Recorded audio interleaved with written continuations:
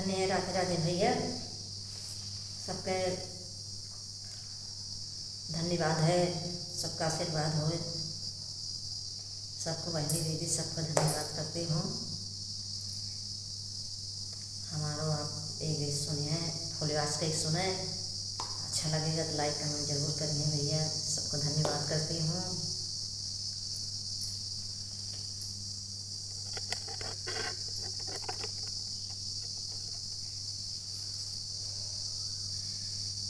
कंचन नायना वहाँ गोरे गोरे गलावा, गजब निकला गई नाथुनिया तोहार हो, गजब निकला गई नाथुनिया तोहार हो। अरे कंचन नायना वायर गोरे गोरे गाल हो, गजब निकला गई नाथुनिया तोहार हो, गजब निकला गई नाथुनिया तोहार हो।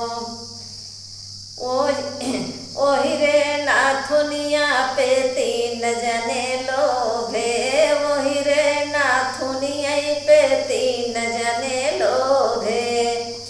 अरे तीन जने लोभे हो, तीन जने लोभे, ओहि रे नाथुनिया पे तीन जने लोभे। अरे देवर बाला महाना धोई हो, बड़ा निकला गई नाथुनिया तोहार हो।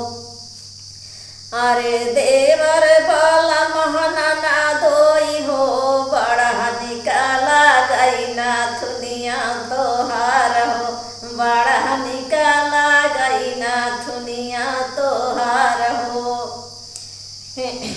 अरे कंचन नायन मायर गोरे गोरे गाल हो, गजब निकला गई नाथुनिया तोहार हो, गजब निकला गई नाथुनिया तोहार हो। वही रे नाथुनिया पे तीन जने लोभे, वही रे नाथुनिया पे तीन जने लोभे। अरे तीन जने लोभे हो, तीन जने लोभे। अरे पुलिस दारोगा थानेदार हो, बड़ी निकला गई नाथुनिया तोहार हो, पुलिस दारोगा थानेदार हो, बड़ा निकला गई नाथुनिया तोहार हो, बड़ा निकला गई नाथुनिया तोहार हो।